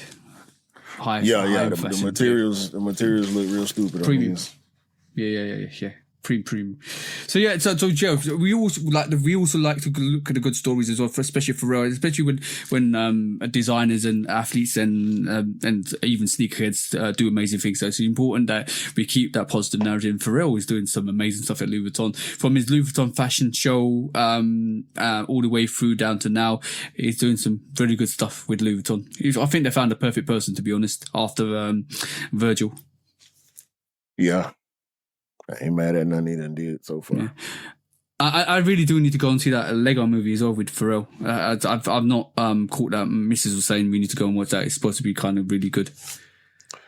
I'm cool. I'll catch it on one of the streaming platforms at some point. I watched a bunch of good movies the other day. It started with I turned the TV on, I'm scrolling, and I did not know that Wood Harris did he played Jimi Hendrix in a biopic. I love Jimi Hendrix, like to death, but I didn't know they made a movie, so I sat there and watched that. It was cool. Wood Harris don't really look like Jimi Hendrix, but he got the voice down pat. The voice and the movements down pat. So that was dope. I need to watch it again from the beginning without commercials. Then change the channel or start browsing channels again, and I see Hustle and Flow is playing. That movie is epic. I like that movie. Epic. So I watched Hustle and Flow from I think when I turned it on, he was it was right before he got the keyboard from the junkie. Yeah. So that was dope. It was the strip. Yeah, it was a strip club scene actually. Yeah. There's That movie. Yeah. That movie has got so many emotional bits to that and so many depths of character to build into that. It's such a great movie. The symbology. I'm not okay, guys. If you, I'm going to spoil it for you guys, but if you ain't watched this movie, go. If you ain't seen Hustle and Flow, you Yeah. late. You tripping. The fact that he goes into prison and people are playing his song in prison when he's walking into prison. That was epic. That scene alone is epic, bro. I mean, he got what he was looking for. It didn't go the way he wanted, but he got what he was looking for. But you know when he comes out, he's gonna be hot as it's on. shit, bro. Yeah, it's on. 100%. They should have did I ain't gonna say they should have did a sequel, but I would have liked to see that story get continued a little bit. The fact that he slapped the shit out of Ludacris in that movie is too funny, bro. No, he didn't slap him. He beat his ass. He I want to say it in a nicer way.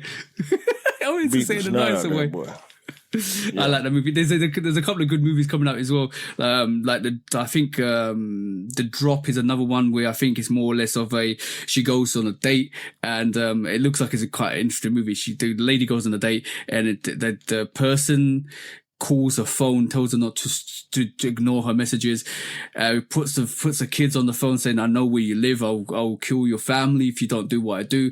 And her task during this whole thing is not to let anybody know what's happening. And number one, not to contact the police because he can see everything.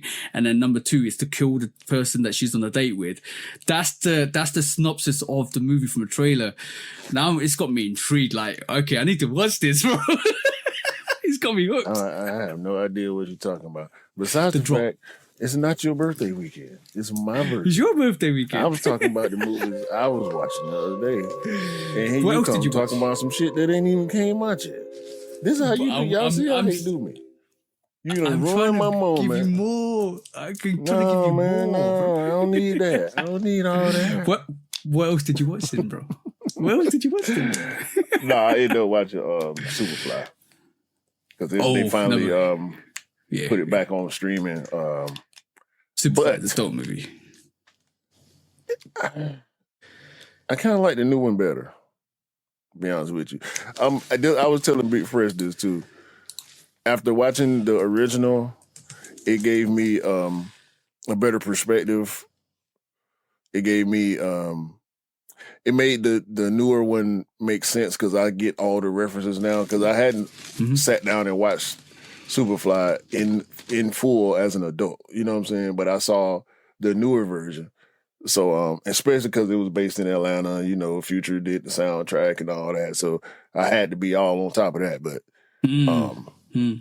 yeah, if you've seen the new one, watch the old one. If you haven't seen the old one. If you haven't seen either, watch the old one first and then watch the new one. So I think that was it. I ended up watching some car shows and shit because I love sitting there watching car shows. I think when I get my moments, I end up watching Blazing Saddles. I end up watching yo, you know that's funny, bro. You know that's funny. That's the last thing I expected you to say. No, but I'm unique like that. I'm different. I like watching Blazing Saddles. Police Academy is another one I like watching. I like do you know which one? Dynamite. You know that what's that Netflix Black movie? Dynamite? Black Dynamite. That's a banging movie based on we was just talking about true story. No. Hell no. Black Dynamite ain't no true story. Is it not? You talking about with Michael Jai White? Nah, you must be talking about Dolomite. Dolomite, that's just Dolomite. Sorry, my God, Dolomite. Yeah, Rudy Ray Moore. The new one, or the actual movies, Dolomite movies from back in the day. Yeah. No, the new one. With Eddie Murphy and them. Yeah. Yeah, that one hard. That was hard too. That one really hard. Also, Undercover Brother. It's just another movie, bro. That's another movie that's absolutely dope. Eddie Griffin is just I'm in stitches. Him and Chappelle, I'm in stitches. Those two always get me, bro. Undercover Brother. I can't decide whether I like Undercover Brother or Ladies Man more. Oh, Because I always, every time anybody mentions Undercover Brother, I instantly think about Ladies Man because the aesthetics are similar. yeah. So now in my mind, I'm having this battle on which movie I like more. Because Ladies Man, Tim Meadows is a trip, bro. My missus is a trip as well, right? Because I'm gonna tell you, right? You know when Eddie Griffin did Bruce Bigelow, was it Bruce Bigelow? Deuce Bigelow. Deuce Bigelow. Right. Eddie Griffin's name in that was TJ, and he was up to some freaky stuff, bro. Yeah, and my missus boy. kept looking at me. My missus kept looking at me. Your name's TJ too. Like, we trying to imply? I forget about Deuce Bigelow, bro. That's a good movie, bro. When it came out, I watched it probably 3 or 4, 5 times in a very short period of time. That shit was funny back in the day. I ain't seen it in a minute. I need to watch it again. Funny, bro. Like, what I could when I'm in the mood, I just like watching classic movies. Like I could go from watching funny, culturally relevant movies to really funny movies to stand up to then I end up going on a tandem and to go and watch The Good, the Bad, the Ugly. I can't do cowboy movies, man. That's the only cowboy movie I like, bro. That's the only cowboy, and the whole Clint Eastwood trilogy with A Fistful of Dollars, A Few Dollars More, and The Good, the Bad, the Ugly is the only 3 westerns I will ever watch in my life because I can never watch another western. The only reason why I like them is because of Clint Eastwood and what he does in those movies is epic. And they were directed in Spanish as well, which is great to know. Yeah, I don't really fuck with Eastwood. Yeah, but you know the movies are not actual trilogy, right? No, they're not. But they size them into a trilogy and sell them as a trilogy pack. I know that. Them 3 different characters. I know that. You don't need to tell me. I've watched them enough times. I've watched them enough times, bro, to know that. When I said a lot of people gonna have their heart broke, or they just gonna decide to be delusional about it because they want them 3 movies to be a trilogy so bad. Because I know I ain't never watched neither one of them, but all right, cool. You know, certain people love Clint Eastwood and love everything he do, and they swear by it. He the man and all that. They find out them 3 movies ain't got nothing to do with each other. They gonna be in their feelings. No. Look. If you really like those movies, I'm gonna tell you one thing, right? One of the villains dies in the movie is the same character in another one of those movies, so they're not the same movies because the characters aren't the same people throughout the movies. And Lee Van Cleef, who's in one of the movies, is a good guy, but in The Good, the Bad, the Ugly, he's the ugly guy. No, he's the bad guy. So that make it make sense. So if you watch those movies, you know they're not linked. They're not at all ever linked together. I don't think that means much. No. As funny as it sounds, to have one actor play different characters in one series, I think it's cool as long as you establish that these are 2 totally different characters. Different characters, we just having the same person play another role because we like him so much. You know what I'm saying? Yeah. I don't think there's nothing wrong with that. Because, hell, if that's the case, people would be trying to tie a lot of Quentin Tarantino movies together, Spike Lee movies together, because they hire the same people a lot. You know what I'm saying? But Will Ferrell, you know what I like? when Will Ferrell do movies, it's the same crew. You know what I'm saying? Adam Sandler, when he do movies, it's the same crew.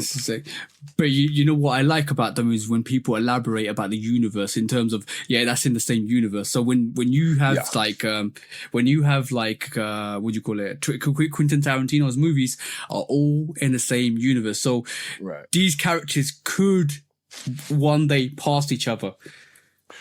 I think there's a what they call it? It's a fan theory about Beatrix and is it the dude from Pulp Fiction? Oh yeah. It's Yeah. Beatrix and one of George the other Clooney. characters George from one of Clooney? his movies. No. Bruce Willis. Bruce Willis. Then that's what you call Pulp Fiction. It's one about Jules too. Dang. They said Jules is the same character from one of the other movies. Yep. After he changes his life. Yep. After what happened in the car. Mm-hmm. And they also say Kill Bill is linked to Pulp Fiction in a way which is similar, because the whole set from Kill Bill was using it from Pulp Fiction to do the fight scenes with what you call Uma Thurman and one of the characters that will have the fight in the house. It's all linked. It's all somehow linked. Yeah, it's a massive. It's a massive thing. Even Disney is all linked, bro. Even Disney, like they have little things placed in little. Yeah, it's all over the place. Hold on, bro. I mean, we just talking right now. We ain't got no more sneaker stuff for y'all. Except No, for discounts. bro. We've gone from the sneaker to the movie. We're gonna go into the food. Don't worry, we got all the subjects covered here today, bro. All the subjects covered here today. I gotta check this one thing. Yes, Uma Thurman is Wallace's wife in Pulp Fiction, but she's also Beatrix. So that's one actress playing two characters in a shared universe. I don't see the problem with nothing. You know what I'm saying? Like, how many times has Samuel L. Jackson been in that? I just had to go look to make sure, because I'm like, wait a minute, Uma Thurman is in Pulp Fiction as. So hold on, let me see. I don't know. Django and the Pulp Fiction. Is the Hateful Eight Quentin Tarantino too? Yep. That's another classic. So that's 3. I don't know if he's been in any other Tarantino movies. 3 for sure though. Mm-hmm. Oh no, but we going down the rabbit hole. I don't know if y'all wanted to come with us. No. Yeah, you definitely don't want to come with us. I'm gonna just tell you, like, we've gone from sneakers to food. No, we've gone from sneakers to movies. Now, let's go to food, bro. Alrighty then. When resale is too high. Damn resellers. Order. When hype beats go too far. These damn hype beasts. Order in the court. Order. The back door opens. Guilty. It's time for Order in the court. the sneaker court of public Guilty. opinion.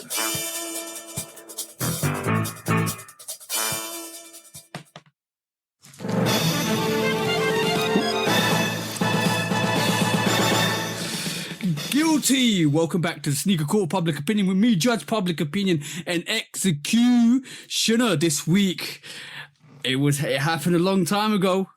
This similar person came to Atlanta, and you didn't like him, and we didn't kind of go into it too much. And the same person comes to the UK, goes to all the places that he's not supposed to, not to the recommended places that we tell him to go to. Comes back to the US and says UK food is trash. Who may you be referring? Mr. Keith Lee. Mr. Keith Lee. Oh, that's sucker. I don't blame the UK audience for absolutely going at you. You basically spent majority of the UK experience going through shop to shop to shop from high street and then tasting anything predominantly. I know some controversy happened with some jacket potato and tuna fish and whatever that was. You ain't gone to any of the places that you should go to. It's kind of sad to see a person that I kind of really regard as a very good reviewer, then to now sit here and say that you don't know about food. You literally don't know about food. You didn't go to the places you're supposed to. Didn't taste the cultural relevant foods from the place. You went to the UK and went to Atlanta with the same mentality of this food's going to taste the same as where I'm from, which it never does. and then you just said it was shit because basically you didn't acquire to your taste, or you didn't really climatize yourself to the taste. Because a lot of backlash coming from this was basically from a lot of American people that live in the UK that says and vouch for the UK food and said that you didn't go to the right places. You just basically came here, wanted to do a narrative that UK food is absolutely trash, and went back to the UK or went back to the States, and that's it. Simple as. So, in terms of from us from the UK, I'm just saying, I no longer will be looking at any of your reviews. My missus refuses to look at any of your reviews because she was the one that introduced me to you, and she's very, very, very insulted by everything that you've done in the UK. So, I don't think you're welcome here in the UK anymore, mate. What someone say? Anything you want to say, bro? He ain't welcome no more in Atlanta. I got something to do with it, but he called himself fixing it. I saw his interview with Shannon Sharp, and I decided I don't like this dude. I didn't like him before. I wasn't a fan of him before. Let me not say I didn't like him before. I wasn't a fan of him before. I didn't watch any of his content, and to this day, I haven't watched any of his content.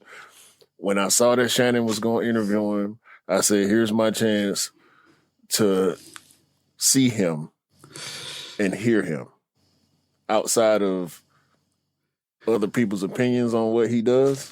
Because you told me when the thing happened with Atlanta that you were a fan of his. And I was like, yeah, I don't fuck with him. And now he didn't turn around and did it to y'all. I ain't surprised. I don't like him. I didn't like his explanation on how he got into it. I don't like his voice. I think he's disingenuous. You want to put Euphoria on, bro? Yeah. I'm gonna say this. I don't like his dreads. I don't like his mustache. I'm gonna say one thing to you, bro. Like literally, when you go to a place, if you came to if you came to Spain, right? If you went to Spain and you went to eat their food, you look for paellas, you look for seafood, you look for the traditional native dishes that you know, when you go to the highly recommended places because you want to do the authentic review for the authentic food that they have there. So you go to the best places. That's what you would do, right? How are you going to a place that you know has different cultural foods to you, and then you expect the same food that you eat back home? That's like me going to Europe and try and order some fish and chips. That's rubbish. That's dumb. That's dumb mentality. That's why I put the notion on my Instagram the other day.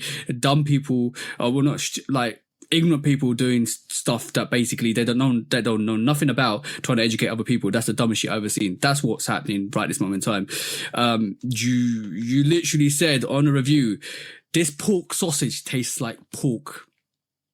What you been eating, bro? So on that.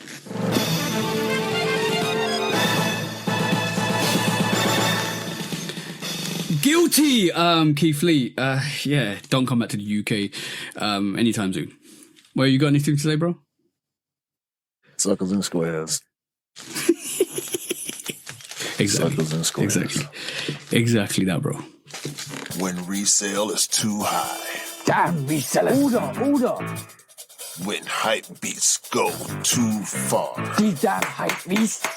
Order in the court. Order. The back door opens. Guilty. It's time for Order in the court. the sneaker court of public Guilty. opinion.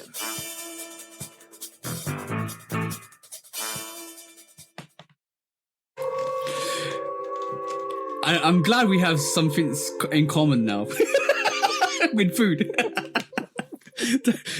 Yeah, that's the most craziest thing I ever heard. This pork sausage tastes like pork. I don't like it. What do you expect it to taste like, bro? Chicken? Beef? Giblets? It took everything in me Chicken not to feet? laugh when you said that. Chicken feet? What's it pork supposed to sausage taste tastes like? pork. I don't like it. It's too porky. I don't like it. Oh, this thing that I ordered tastes like the thing that's in the name. Yeah, and I don't like it. This tastes like spinach. I don't like it. I ordered it, but I don't like it. My broccoli tastes like broccoli. What's going on? And I don't like it. Oh man. All right, cool. Let's get into some discounts, bro. Oh God. Because I don't like it. Please help these people. Yo. Anyway. I can't get that whole phrase out of my head. I don't like it. You got the giggles, man. Hello, man. You got the All right, cool. giggles. Woosah. Go on, let's go. Discounts. Oh man. Okay, I talked about it earlier. It's the 30th anniversary of 95's Air Max 95, and I really the undefeated news really got me kind of excited for what else we might be seeing, because as far as I knew, it was just going to be OGs, but now they not announcing, but these collabs information starting to leak. So I think it's going to be an exciting year for 95, and I'm ready. I want something different. I want something different for the 95 this year. I mean, we got the stash, we got the Alma Mayer. I want something different. Yeah. I want something different. I want. That's all I'm gonna say. I don't know what I want. I just want to see something different. Yeah. Kobe 9 Elite Low Perspective is dropping. It was a high last time that colorway came out, I believe. I'm not the Kobe expert, but it's coming in a low. There's a photo of him with the high version. You know, the super tall boot looking version. So they coming out in a low, and it's looking dope. It's like a teal and green and black colorway. It's fire, in my opinion. Jaylen Brown and his 741 brand. Shout out to Jaylen Brown. He's from Atlanta. I fucks with you, Jaylen. Your shoes ugly, bro. You got a white noise. It's called a white noise Rover. Yeah. I don't like it. It's in that basketball, you know, that Kobe-esque type of silhouette, but it's just ugly to me. Yeah. But shout out to Jaylen Brown. I hope he continues to do that. Let me try this name. I ain't said it out loud. AJ DeBansta, a basketball player who wore the GT Futures at All-Star Weekend, has done a photo shoot wearing a Red Bull pair. Okay. All blue with the Red Bull logo on the side. So shout out to him, man. Apparently he getting the bag. And he got these shoes. He keep coming up with pairs of this shoe that only him and Wale got right now. So shout out to him and Wale. I know Anish wanted them too. Mm-hmm. He called them interesting. I know when Anish called something interesting, that means he wanted. Jalen Williams, one of the better players in the NBA at this point. Shout out to him. Got caught wearing Harden 9's Pinky in the Brain colorway. Ooh. I don't know if it's a custom, but just because we do a version of a Pinky in the Brain quote at the beginning of the pod every week, I wanted to give Mr. Williams a little bit of love. Shout out to James Harden. Shout out to Jalen Williams. Shout out to Pinky in the Brain. Pinky in the Brain. Eric Wise left Adidas. Okay. Where's he headed? I don't know. To a place far, far away. Nobody knows where he's going, what he's about to do, but he's responsible for a lot of this Adidas basketball shit that's been going on. The AE1s, Hardens, and all that. Yeah, it's him. It's him. Interesting. We'll see what happens next. That's all I'm gonna say. Next discount, I got 2 left. Yep. Your boy, Ricardo Tisci. You got another making sneaker? Nike bags. Oh.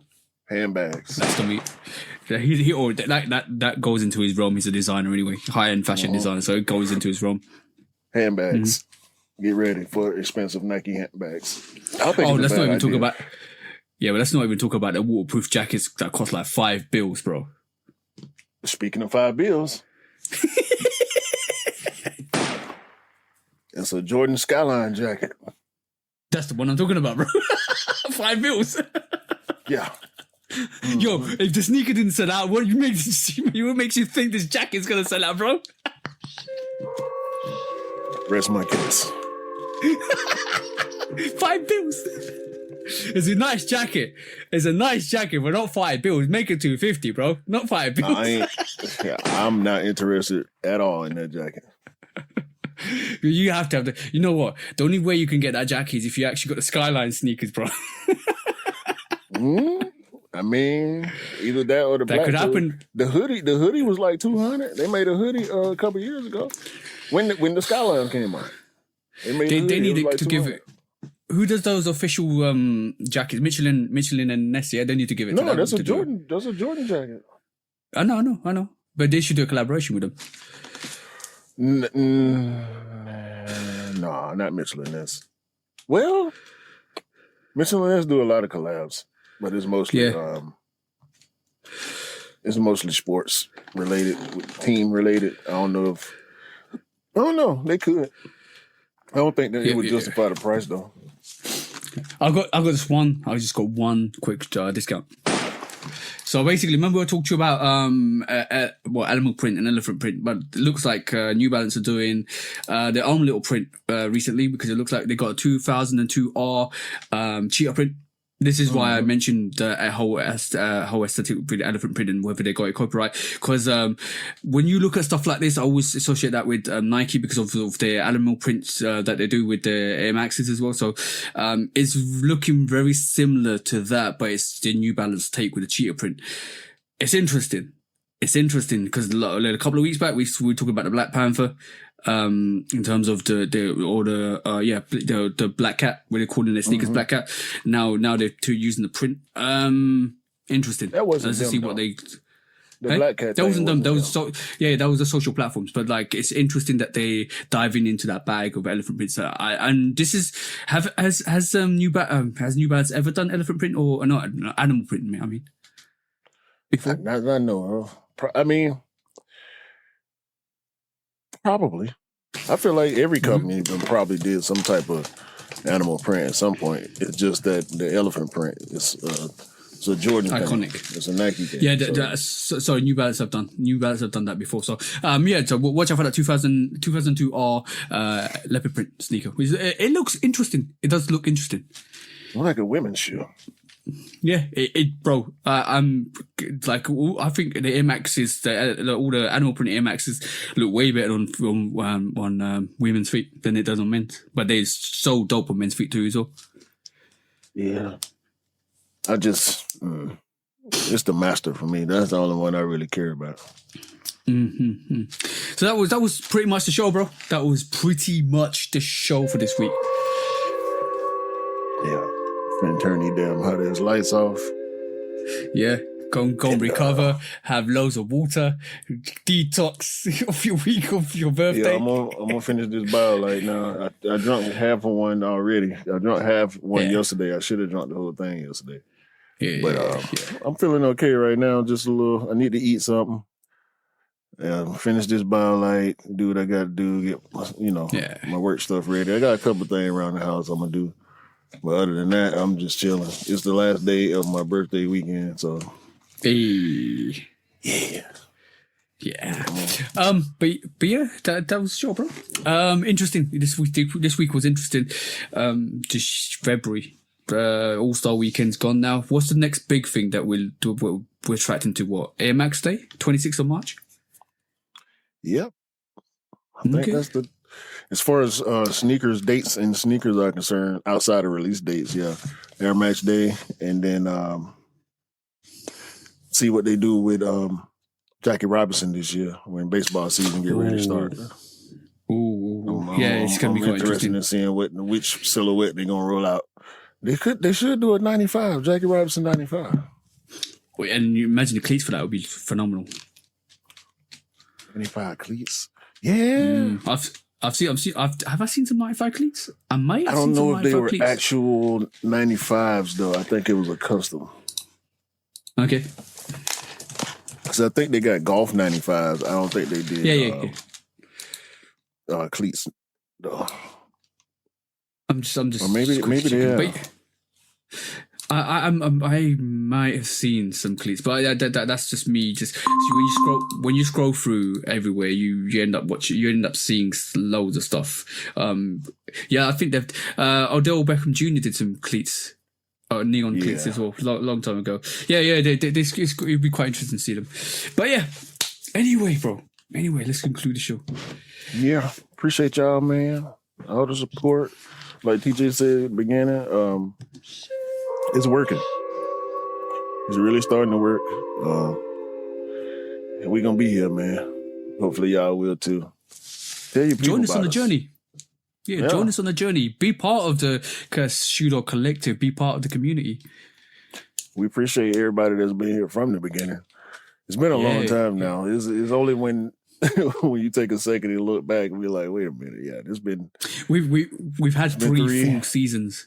Yeah, three whole years working on 4. So we appreciate y'all for rocking with us. We rock with y'all. Y'all keep hitting us up on the socials. We'll be there and have conversations or help who we can help. Yep. Have a great day, great week, great month, a great year, and hopefully your birthday is as live as mine was. Yay! Buy what you like, rock what you like.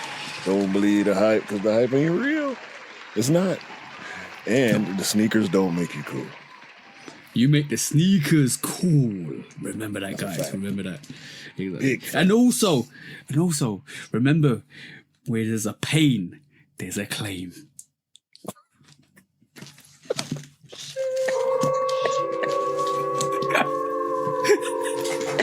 Just remember that one, guys. Alrighty then. Oh, man. Bye, man. Anyway, guys, peace. Peace.